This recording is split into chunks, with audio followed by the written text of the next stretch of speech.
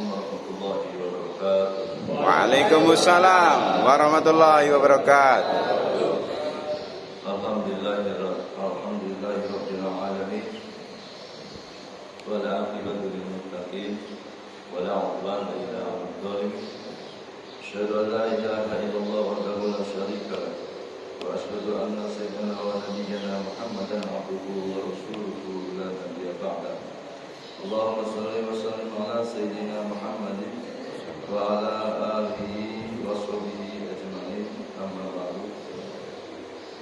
Qala Allah Ta'ala fil Qur'anil Karim, a'udzu billahi minasyaitonir rajim. Zuyyina lin-nasi hubbus shahawat minan nisa'i wal banina wal qanatiril muqantarati wa minad dhahabi wal fiddati wal khaylil musawwamati wal an'ami wal has. Dzalika mata'ul hayatid dunya wallahu indahu husnul ma'ab.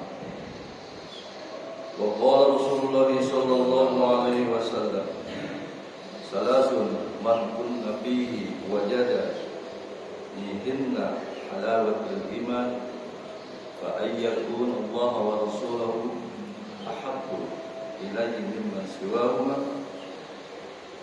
wa ayyuhibba mar'ah la yuhibbuhu illa lillah wa ayyukraha ayyauda kubra ba'da an qadara Allah minhu kama yakrahu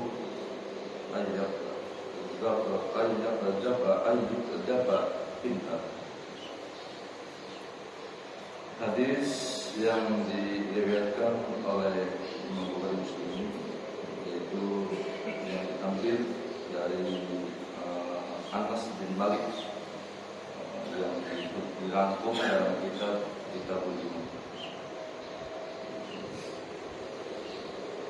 Bapak-bapak hadirin yang dirahmati Allah Subhanahu wa taala, yang semoga diberkahi Allah Subhanahu wa taala, semoga ibadahnya diterima oleh Allah Subhanahu wa taala. Mudah-mudahan kita selalu mendapatkan lindungan dari Allah Subhanahu wa taala dan kita selalu diberikan kemakmuran, luaskan rezekinya, dipanjangkan umurnya, mudah-mudahan mendapatkan anak-anak yang saleh dan salehah. Amin. Pertama-tama adalah kita menjadikan puja dan puji syukur kepada Allah Subhanahu wa taala atas segala nikmat yang telah diberikan kepada kita semua. Nikmat yang paling utama masih ditetapkannya iman dan Islam dengan diiringi dengan sehat walafiat. Alhamdulillah, berkat kehadirat Allah, Allah berkahi kita dapat melangkahkan kaki kita dengan melaksanakan sholat subuh secara berjamaah. Alhamdulillah, itu adalah suatu keberkahan dan tidak semua orang mampu untuk bisa melangkahkan kaki dengan melaksanakan sholat subuh berjamaah, karena kalau dalam bahasa pahala itu luar biasa. Karena itu adalah pertolongan murni taufik dari Allah Subhanahu wa taala. Karena dengan tanpa taufik Allah tidak bisa, walaupun sehebat apapun, sesehat apapun, sepintar apapun, kalau bukan dengan pertolongan Allah tidak akan mampu melangkahkan. Alhamdulillah, kita salah satu adalah orang-orang yang diberikan pertolongan oleh Allah Subhanahu wa taala. Salawat serta salam semoga tetap tercurah kepada junjungan alam baginda Nabi besar Muhammad sallallahu alaihi wasallam, kepada lupa kepada keluarganya, para sahabatnya, para tabi'in, para umatnya, termasuk kita semua. Mudah-mudahan tetapkan umat yang istiqomah, selalu mampu melaksanakan perintah Allah dan Rasulnya, dan mampu melaksanakan daripada sunnah-sunnahnya. Mudah-mudahan kita mendapatkan sebab ujung di yaumil akhir dan dunia akbar. Amin. Bapak-bapak, saudara-saudara yang sekalian dirahmati Allah Subhanahu wa taala. Di dalam mukadimah tadi saya membacakan ada sebuah surat dan sebuah hadis yang kami akan dibacakan di sini. Salah satu hadis yang diriwayatkan oleh Tirmidzi dan Bukhari Muslim, ini adalah sahih ya. Jadi salasun man kunna fihi wajada bihinna halawatul iman. Jadi hanya ada tiga perkara barang siapa seseorang itu memiliki di di dalam hatinya halawatul iman, maka Allah akan memberikan dan mereka akan merasakan nikmatnya iman. Halawatul iman dalam kejalit adalah kesempurnaan. Jadi akmalul iman, kesempurnaan daripada iman. Jadi orang yang sudah mendapatkan yang tiga ini, maka Allah jamin akan diberikan kepada seseorang apa itu kenikmatan daripada iman. Sedangkan kita yang selama ini bagaimana rasanya iman? Yang rasanya hanya kewajiban saja, gitu. Hanya dengan rasa ketakutan, dengan rasa yang lain-lain. Tapi caranya nikmatnya iman itu bagaimana? Yang pertama, man kana Allahu wa rasuluhu ahabbu ilaihi mimman siwahuma. Jadi rasa cintanya terhadap Allah dan Rasulnya melebihi dari sesuatu yang lain daripada Allah. Kok bisa begitu? Nah, ini adalah salah satu ayat ini atau hadis ini menerangkan bahwa kekuatan iman ini dengan diberikan modal harus mempunyai cinta. Cinta ini adalah salah satu sudah diberikan oleh Allah Subhanahu wa taala kepada kita dengan rasa cinta. Kalau kita membahas tentang cinta sama dengan kita membahas akidah kita dan keimanan kita, karena cinta adanya tumbuh di dalam hati, rasa pun di dalam hati, sedangkan iman pun juga di dalam hati. Karena banyak orang yang ketika membahas tentang cinta, gara-gara cinta banyak yang gantung diri, gara-gara cinta banyak orang yang bisa berantem, gara-gara cinta pun juga ada orang yang bisa bersatu, bisa padu dan bisa selamat dengan gara-gara cinta. Maka dengan cinta apa saja selain daripada Allah, maka diberikan oleh Allah itu rasa cinta. Cinta itu hanya yang menjadi sesuatu benda yang kelihatan, yang nampak, yang merasakan, ingin dimiliki oleh kita. Ini cinta. Di dalam surat Al-Imran ayat 14 yang diterangkan, A'udzubillahi minasyaitonir rajim. Zuyyina lin-nasi hubbus shahawat minan nisa'i wal banina wal banati wal qurrati. Jadi zuyyina lin-nasi menjadikan hiasan, menjadikan keindahan lin-nasi bagi manusia apa? Hubbus shahawat, diberikan cinta, rasa kemauan. Kemauan dari mana? Kecintaan dari mana? Terus rasa senangnya dari mana? Minan nisa, satu dari perempuan. Jadi perempuan. Yang kedua, wal banina, dari anak. Kan kita pun juga kalau belum punya perempuan juga ingin memiliki. Ada wanita cantik, kepengen suka ingin memiliki, naksir. Nah, itu adalah rasa cinta. Jadi kalau kita mengelola rasa cinta tersebut, maka cinta itu akan membuahkan kekuatan iman dan menjadikan amal kebaikan, menjadikan keselamatan di dunia maupun di akhirat. Tetapi kalau salah mengelola daripada cinta, maka cinta akan rusak pada dirinya. Jangankan di akhirat, di dunia pun juga akan sengsara. Karena banyak cinta palsu yang diterapkan oleh manusia, bukan cinta yang sejati. Kalau kita memiliki rasa cinta, contohnya bapak. Kalau bapak menanam buah-buahan, menanam pohon-pohonan, yang mana pohon tersebut akan menumbuhkan bunga-bunga. Ketika bunga itu mekar bagus, maka tumbuhkan cinta. Apakah dengan cinta itu bisa hanya bisa dimiliki secara gimana? Apa dipetik, apa ditanam, apakah disirami? Tetapi kalau pemikiran yang pendek, cinta palsu, bunga tersebut akan dipetik dengan dimiliki dengan sendirinya. Itu bukan cinta sebenarnya, tapi itu akan dikuasai cintanya dengan nafsu ingin memiliki, tapi tidak untuk ditumbuhkan kembali. Tetapi kalau cinta yang benar, tumbuhan tersebut itu akan disirami, akan membuahkan hasil, di mana bunga-bunga tersebut itu akan membuahkan hasil menjadikan buah. Satu buah itu akan merasakan rasanya manisnya buah. Jamaah yang sekalian dirahmati Allah Subhanahu wa taala, itulah dikatakan cinta palsu. Makanya kalau kita, nah ini kalau kita kan maaf ya berbicara masalah cinta ini, jadi cinta ini memang tidak akan mati selama masih hidup. Jadi kalau bapak-bapak ini mah pemalu semua ya. Jadi pemalu itu adalah pemuda masa lalu. Jadi semua sudah mengalami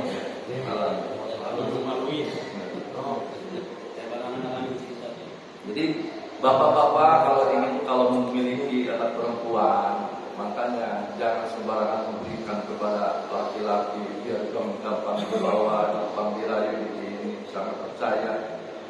Seyakin-yakinnya kalau lelaki itu sebelum akan menikahkan itu lelaki itu buaya semua, Pak.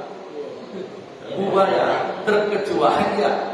kecuali lelaki yang gentle membawa perempuan itu ke pelaminan, itu baru.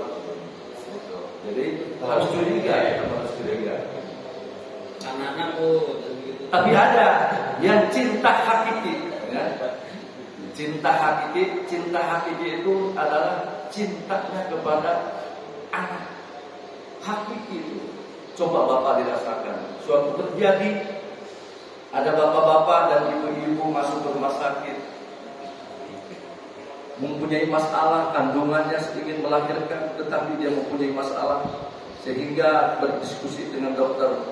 Dokter, tolong istri saya selamatkan. Kenapa? Mau melahirkan, tetapi ini susah, sudah 9 bulan mulu ini. Ditanya dokter, diperiksa sama dokter. Baik kalau begitu diperiksa dulu. Setelah dapat diagnosa, ternyata mempunyai penyakit. Dipanggillah suami. Bapak, saya bisa menyelamatkan istri bapak dan anak bapak, tetapi biayanya sangat mahal. Apa yang jawaban oleh bapak-bapak? Biarin dok, berapapun juga, yang penting selamatkan anak dan istri saya. Baiklah kalau begitu, kata dokter.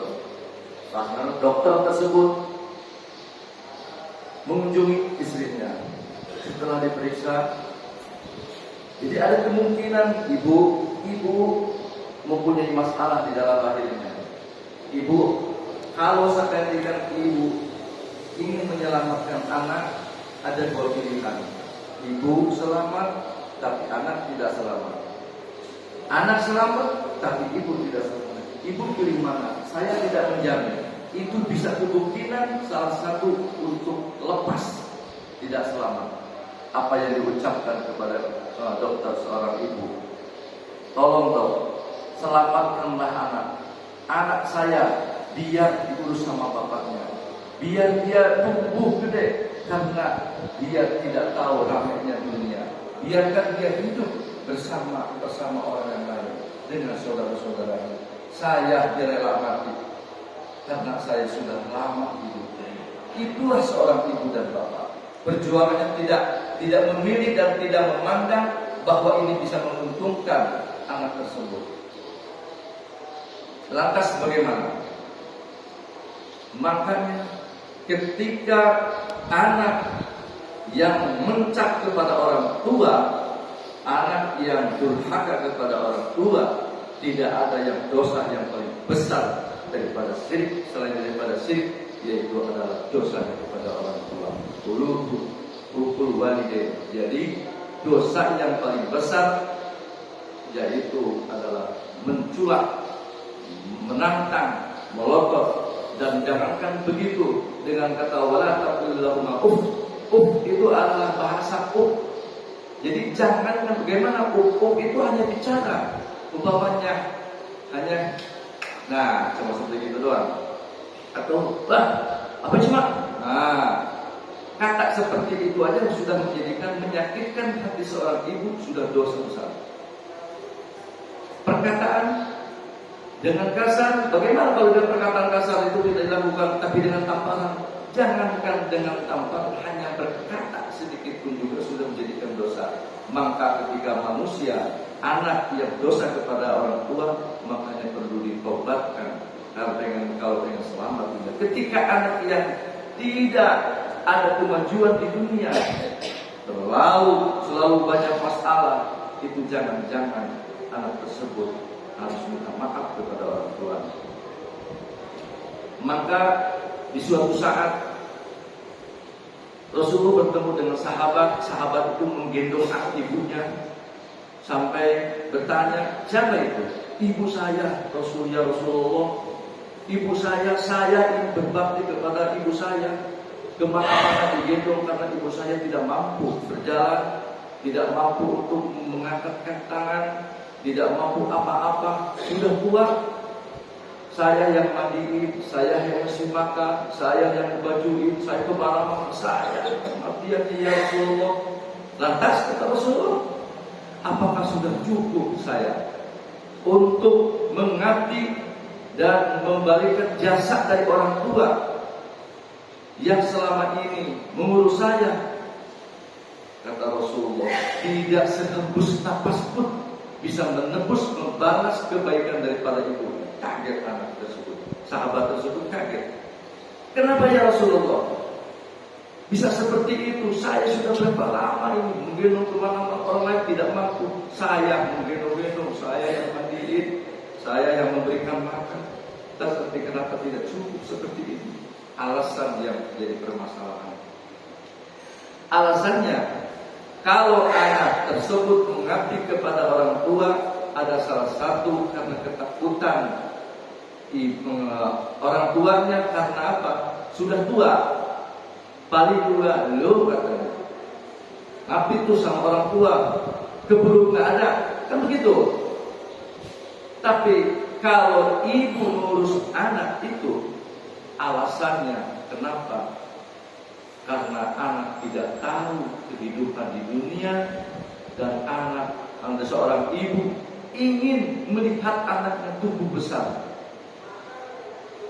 Alasannya yang jadi prosesnya kenapa itu tidak bisa menebus daripada dosa-dosa dari jasa-jasanya seorang ibu kepada anak kepada ibu, jasanya ibu kepada anak, karena alasannya yang berbeda. Contohnya begini, kalau bapak ingin memberikan kepada orang tua itu dengan pemikiran Anda bermatang. Jadi hitung-hitungannya matang. Bagaimana untuk ini, bagaimana untuk isi, bagaimana untuk anak. Ibu masih ada, cukup ini. Kadang-kadang ngasih sedikitnya juga, kenapa? Bisa dibalikin lagi kepada kita, ya. Bisa kembali lagi kepada kita, dimakan lagi kepada kita. Jemaah yang dirahmati Allah Subhanahu wa taala, dengan kelanjutannya, contoh daripada pengabdian rasa cinta yang hakiki, bagaimana kita sebagai seorang anak kepada orang tua perlu kita pengabdian, bagaimana perjuangannya, kita telusuri dengan perjuangannya. Lantas bagaimana setelah melahirkan ibu melahirkan anak keluar dengan ditimbang-timbang, begitu keluar anaknya sampai ditepukin ke dada, dilihat rasa sakitnya melahirkan tidak dirasa karena ditebus dengan kesenangan anak lahir.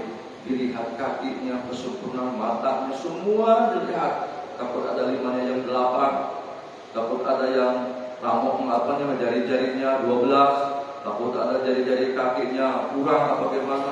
Kelihatan kalau sudah sempurna, sudah sama, ada 10 jari-jarinya, tangannya, kakinya ada semua.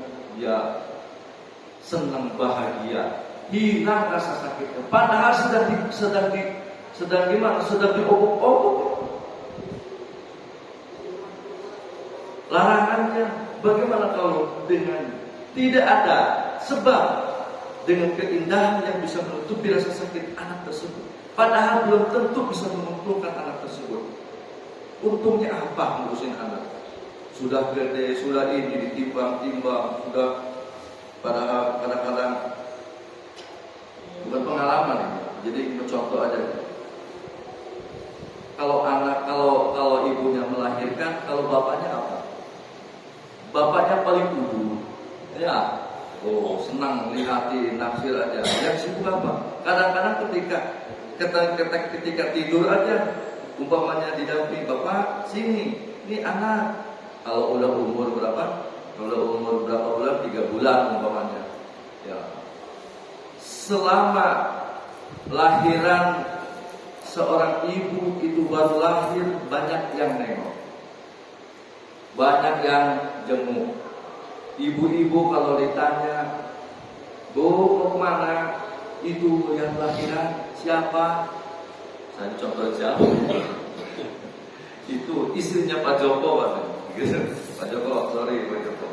Istrinya Pak Joko lahiran kemana? Bawa apa itu? Bakak ayam. Yang satu lagi bawa lagi. Ibu kemana? Nengok yang lahiran siapa? Istrinya Pak Joko. Bawa apa? Bawa rendang, bawa opor. Masya Allah. Itu sedangkan istrinya itu masih merasakan sakit. Anak mana-mana mau bakak gitu ya. Yang makan siapa? Yang menghantam. Ya Pak Joko. Nah itu jadi bapak-bapak nanti dibandingkan ibu-ibu sama bapak-bapak. Bapak-bapak itu hanya melihat saja mengalir, tapi ibu perjuangan, ibu luar biasa. Makanya kalau Pak Joko kelahiran itu gemuk. Kenapa gemuk? Ya yang makan itu yang mirip itu yang makan Pak Joko. Jadi akibatnya Pak Joko itu gemuk. Ya sehari-hari nunggu 40 hari lama ya. Ketika lahirnya itu, ketika anak sedang itu, sini, di sini istri katanya, anak di tengah, saya di sini, bapak di sana. Jadi oroknya di tengah-tengah. Oroknya di tengah-tengah. Nggak mau katanya. Nggak mau, gue pesing. Itu seorang ibu, seorang bapak.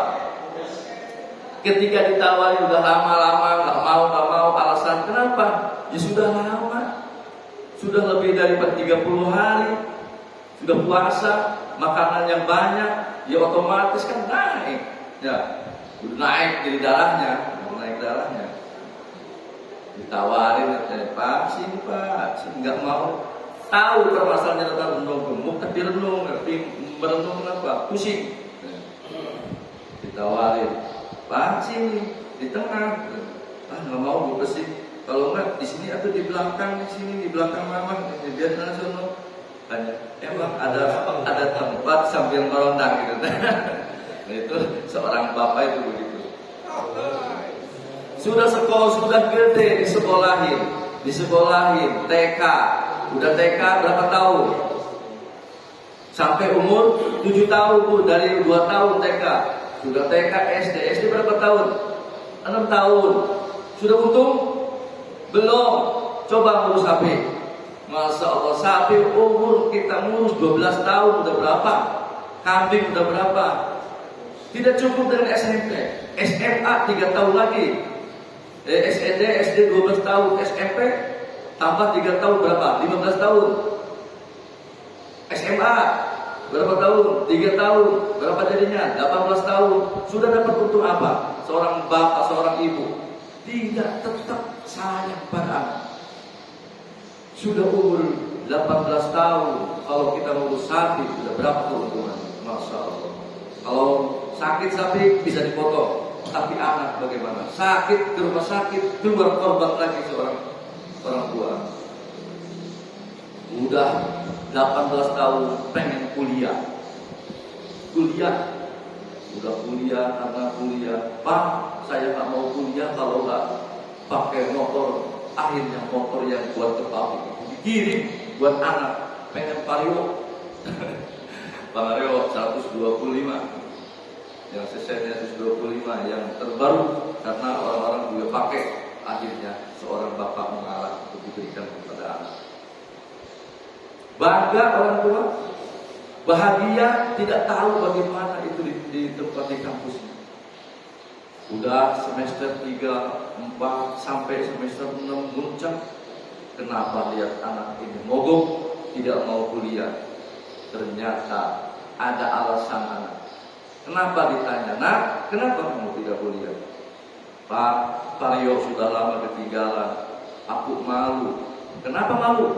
Teman saya itu bijak, motornya gede, CC-nya gede, Vario ketinggalan. Akhirnya kenapa? pengen diganti, bapaknya rela berkorban, vario dijual, ditambahin dengan ada vario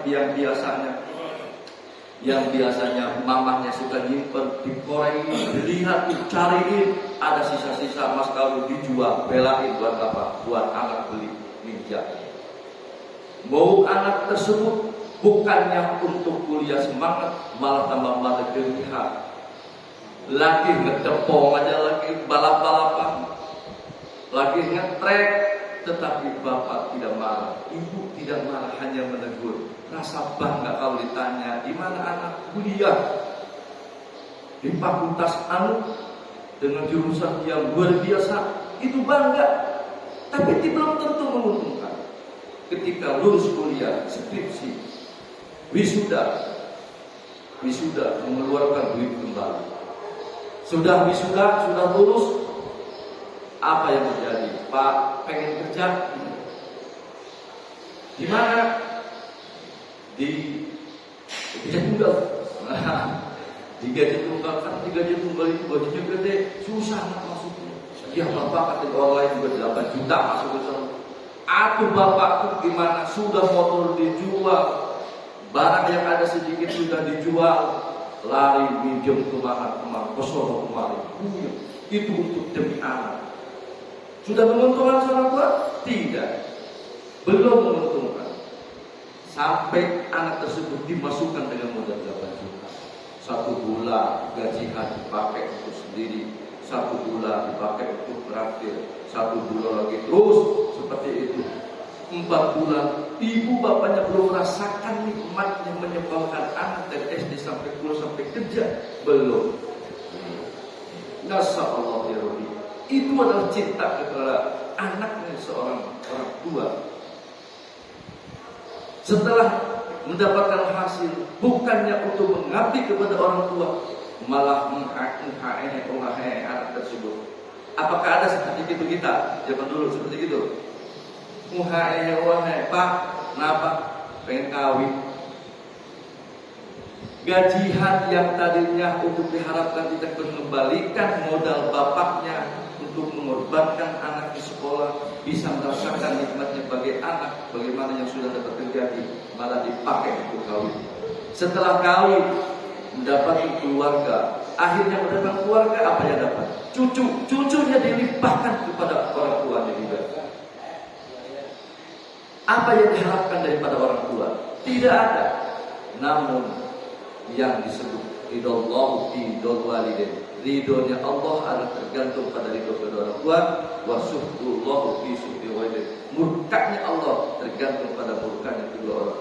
Maka yang diharapkan ngaji selama ini, yang masih mempunyai orang tua, yang masih mempunyai bapak dan ibu, saya sudah tidak ada. Kalau seandainya ada kesempatan, maka baliklah kepada orang tua, minta maaf, bahagiakanlah. Kalau tidak ada, ya sudah tidak. Apa yang diharapkan daripada anak tersebut adalah Rabbi firli wali walidayya warhamhuma kama rabbayani shaghira. Ya Allah, ampunilah diriku dan kedua orang tuaku, dan sayangilah mereka sebagaimana mereka menyayangi diriku di waktu aku kecil. Seperti itu. Yang mudah-mudahan anak yang soleh bisa berbakti kepada kedua orang tua dengan rasa cinta yang hakiki, bisa menembus ke lahat-lahat yang kubur, masuk ke sidratul muntaha, dan masuk akan bisa untuk menembus daripada baktinya kepada orang tua. Apa yang dikorbankan orang tua ditebus dengan kenikmatan doa sebagai anak yang soleh. Itu yang diharapkan orang tua. Kalau dengan secara materi tidak ada untungnya. Kita sudah bisa merasakan apa, bisa membahagiakan apa kepada orang tua. Belum kan? Belum. Nah, maka itulah wajar. Wajar ketika orang tua nyayangi kepada anak. Wajar kita umpamanya cinta pada istri, pada wanita begitu sangat hanya menguntungkan diri pribadi, hanya nafsu saja, karena itu adalah kita masih muda zaman dulu. tetapi ada yang cinta jalal, cinta Allah dan Rasulnya yang lebih penting itu. Cinta. Kalau kita cinta kepada hewan itu juga masih mencintai. Coba Bapak, kalaupun ada apa? Ada ayam banyak beranak, ambil salah satunya. Kalau enggak nabrak, kalau enggak nguber itu ayam. Itu saking cinta pada anak hewan, apalagi manusia. Coba kalau Bapak begitu. Bapak saya juga pernah begitu. Kalau bapaknya ke mana? Ke Ragunan. Lihat Bapak. Coba kalau ada monyet lagi bawa anak, colek sama Bapak. Wow, ngamuk-ngamuk, mencak-mencak. Bisa juga begitu, pernah dicolek. Cengah, nyengir, kayak mau gigit. Tapi kalau dicolek sama Pak Joko beda. Kalau dicolek, anaknya begini. Ya Pak Joko. Kata anaknya itu itu berbeda. Jadi kalau anak dicintai sama orang tua itu aja, tapi kita yang intinya adalah cinta dan jalanullah. Jalanillah adalah cintanya murni kepada Allah dan Rasulnya. Apa yang diperintah oleh Allah dan Rasulnya, maka kita merasa senang. Itu adalah keselamatan dunia dan juga di akhirat. Bapak kenal dengan Abu Bakar dan kenal dengan Umar bin Khattab, dengan sahabat yang empat. Tetapi tidak ada yang kenal, tidak ada sangkut pautnya, tidak ada keturunannya. Tapi kenapa Bapak itu mendidik, merasakan cintanya? Ketika Rasulullah dihina, hati Bapak akan merasakan marah. Ketika Quran diinjak-injak, kita akan merasa marah, bahkan ingin membunuh pada orang tersebut. Itu adalah menumbuh dengan cintanya kepada Allah dan Rasulnya. Dan cinta kepada Allah dan Rasulnya, Bapak tidak akan menimbulkan rasa cemburu. Kalau istri cinta kepada yang lain, coba contohnya seperti contoh. Kalau istrinya siapa?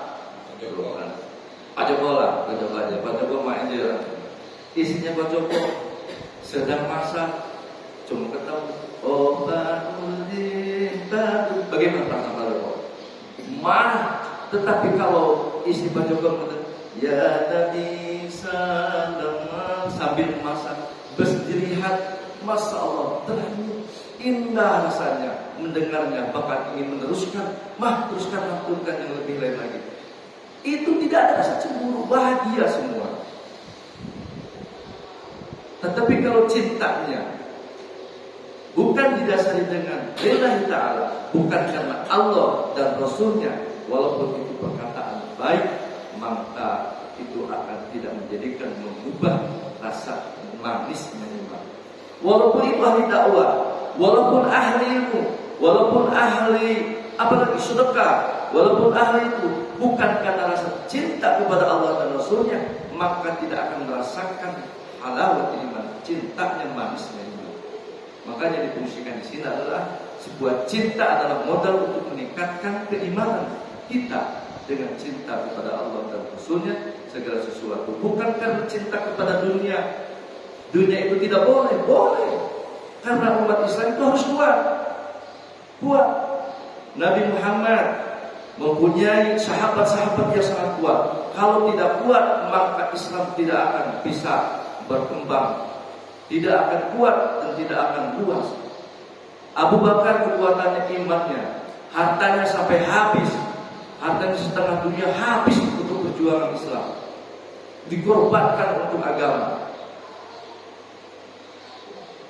Abu Bakar, terus Sayyidina Umar, bagaimana dia jawara, kuat untuk siap tadinya siapapun yang meledek dia maka habislah nyawanya.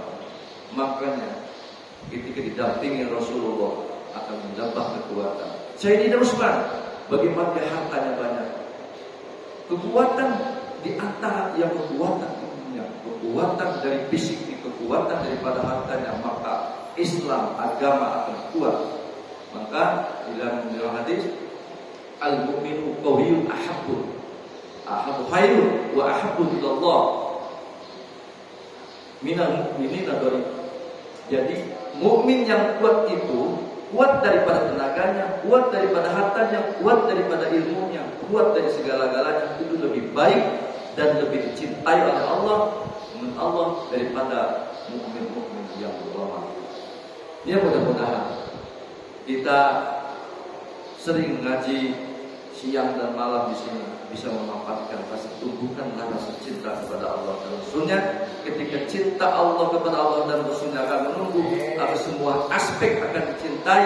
Cinta bukan ingin memiliki, tapi cinta menumbuhkan sesama. Kalau cinta hanya memiliki, itu adalah rasis. Jadi menghinakan, menjatuhkan orang. Bukan cinta ingin membangkitkan diri sendiri. Orang lain jatuh, baik di bidang apa, bidang usaha, di bidang dakwah, di bidang apa, itu rata politik, semua juga rasis. Karena ingin menguasai, ingin mencintai, tapi hanya menjatuhkan orang lain. Jadi menerima keindahan di atas penderitaan orang lain, itu bukan cinta yang berlebihan. Tapi cinta bersama-sama menumbuhkan rasa cinta itu adalah membangun semua. Contohnya seperti cintanya ibu kepada anak, itulah adalah cinta yang murni, tidak memiliki, tidak mendasarkan dengan keuntungan apapun, tapi yang diapakan mendapatkan ridho daripada Allah Subhanahu wa Ta'ala. Mudah-mudahan kita menjadikan golongan manusia yang selalu mencintai Allah dan Rasulnya, khususnya diri saya. Bukan saya mengajarkan bapak-bapak, tapi murni itu adalah mengajarkan diri sendiri yang belum nyampe seperti itu. Mudah-mudahan berkah daripada sering ada pengajian kita selalu diberikan ketingkatan oleh Allah Subhanahu wa Ta'ala. Al-Fatihah. A'udzu billahi minasyaitonir rajim. Bismillahirrahmanirrahim. Alhamdulillahirabbil alamin. Arrahmanir rahim. Iyyaka na'budu wa iyyaka nasta'in. Ihdinas siratal mustaqim. Shiratal ladzina an'amta 'alaihim ghairil maghdubi 'alaihim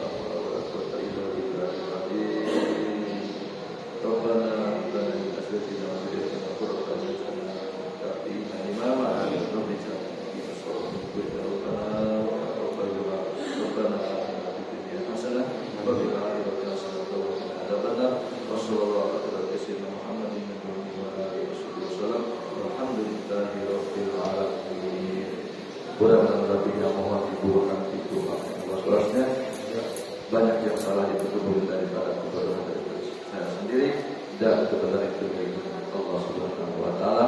Allahumma barik. Wassalamualaikum warahmatullahi wabarakatuh. Waalaikumsalam warahmatullahi wabarakatuh. Sallallahu rabbuna